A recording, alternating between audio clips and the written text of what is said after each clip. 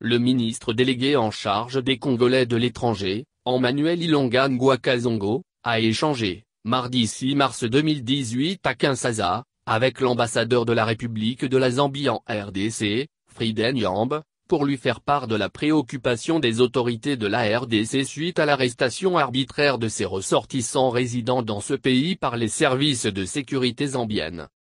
Le ministre délégué a indiqué qu'au lendemain du retour du président de la République, Joseph Kabila Kabange de la Zambie, en février dernier, dans le cadre de renforcement de liens de coopération bilatérale entre les deux pays, les services de sécurité zambiennes ont procédé à l'arrestation massive des ressortissants de la RDC résidant dans ce pays, précisément à Ndola et Ndola, dans la province de Copperbelt, sans connaître le mobile de cette arrestation.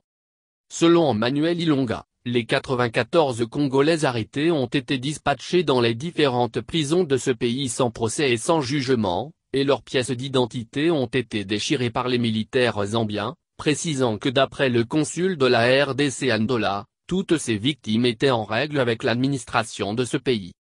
Selon lui, le président de la République, Joseph Kabila Kabange était dans ce pays dans le cadre de renforcement des liens d'amitié et de la coopération bilatérale entre les deux pays, et il n'arrive pas à comprendre qu'après le départ du chef de l'État, la Zambie procède à l'arrestation massive de ses compatriotes.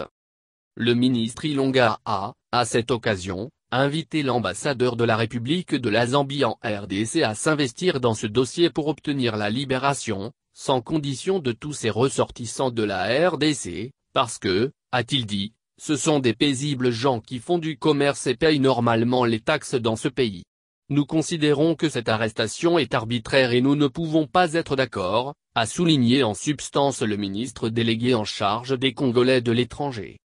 Pour sa part, le diplomate s'est dit surpris de ne pas être informé de cette situation, en marquant son désaccord avec cette manière de traiter les Congolais, annonçant qu'il va demander à son consul général à Lubumbashi de se rendre à la frontière pour voir ce qu'il peut faire afin de libérer ces Congolais arrêtés.